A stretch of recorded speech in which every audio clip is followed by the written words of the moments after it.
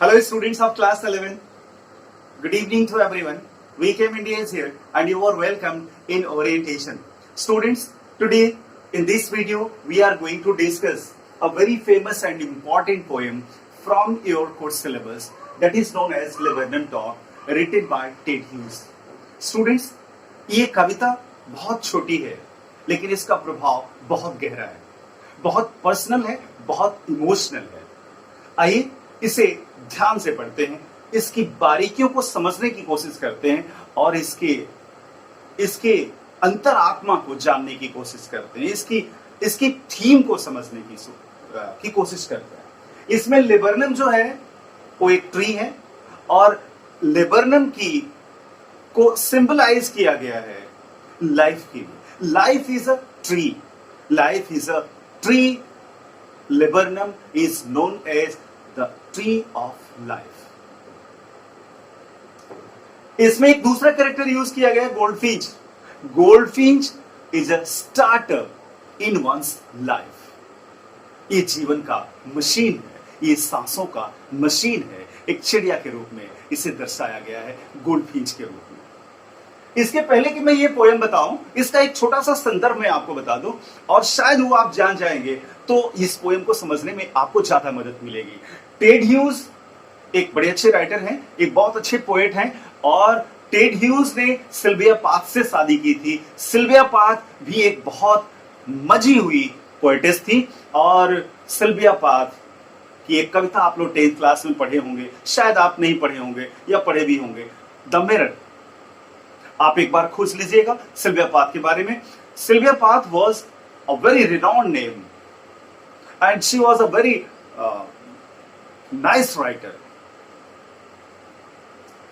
Sylvia Plath से शादी होने के बाद इनकी जिंदगी खुशहाल हो गई, जैसा ये अपने बहुत सारी पोएम्स में बताते हैं, अपने राइटअप्स में बताते हैं।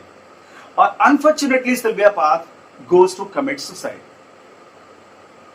With unknown reasons. और उनकी सुसाइड करने के बाद, सिल्विया पाथ के सुसाइड करने के बाद ऐसा कहा जाता है कि ये लेबरनम टॉक कविता टेड ह्यूज ने लिखी थी और सिल्विया पाथ की भी ढेर सारी कविताएं, ढेर सारे पोएम्स टेड ह्यूज ने पब्लिश कराया था आफ्टर हर डेथ। अब आपको ये पोएम समझने में ज्यादा आसानी होगी। स्टूडेंट्स, लेबरनम ट्री को लाइफ से कंपेयर किया गया, लाइफ को सिंबलाइज करता है ये, और गोल्डफिंच के इंजन को सिंबलाइज करता है। कहता है first stanza, the beautiful Sunny autumn. एक खूबसूरत सनी ऑटम है, ऑटम पतझड़, उदासी का प्रतीक। और लेबरनम ट्री जो है वो साइलेंट स्टिल है, हमारा जीवन शांत और टेस्टलेस स्टिल, चुपचाप खड़ा है। पेड़ चुपचाप खड़ा है, कोई हलचल नहीं है। लैडन विद येलो लीव्स, जिस पर पीली पत्तियां और पीले फूल लदे हुए हैं।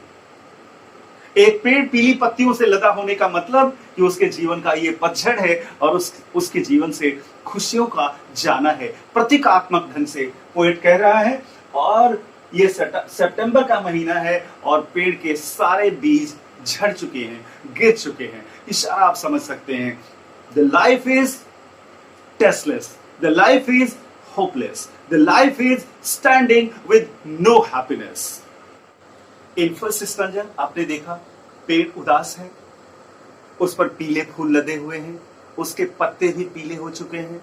अब सेकंड स्टैंजा में हम आते हैं। सेकंड स्टैंजा में पोएट कहता है कि एक गोल्डफिंच, एक प्यारी सी चिड़िया अपनी चहचहाहट के साथ, अपने खुशियों के साथ उस पेड़ पर आकर बैठती है, पर्च कर।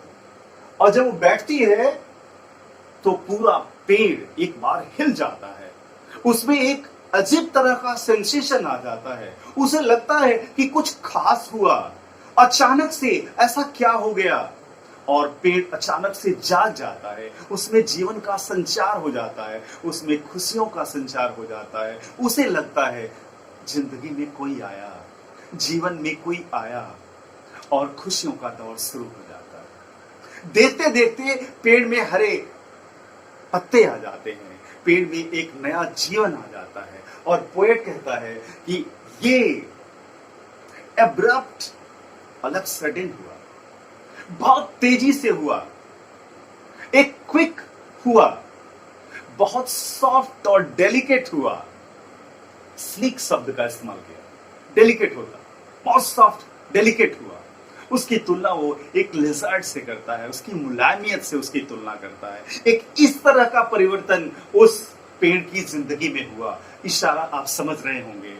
Sylvia Plath enters in life of Ted Hughes. Without entry, before entry, the life was just like in first stanza, and after entry, the life goes to change according to second stanza. Life खूबसूरत हो रही है, मुलायम हो रही है, सुखद हो रही है, और ये goldfinch also creates a family there. Its chicks are there. इसके बच्चे हैं, और ये अपने बच्चों की चहचहाहट, उनकी खुशी से इस ब्रांच से उस ब्रांच उछलती कूदती बच्चों के साथ खेलती, एक परिवार के साथ खेलती, पत्तों में छुपती, फूलों में छुपती, अटखेलियां करती, अपनी जिंदगी इस पेड़ पर खुशी से गुजार रही है। This tree, laburnum tree, is symbolized here to our life.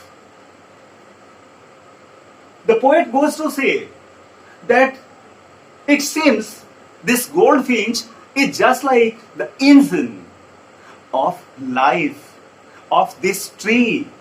Not only the life, it is the engine of happiness.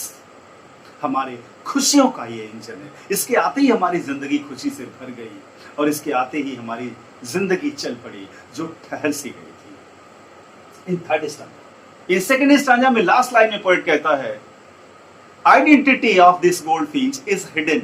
वो अपने आप को पत्तों में छुपाए रहती थी। चेहरे पर एक मास्क था, एक छुपा हुआ चेहरा, एक चेहरे के अंदर चेहरा जिसको सब नहीं देख पाते। पता नहीं क्या हुआ।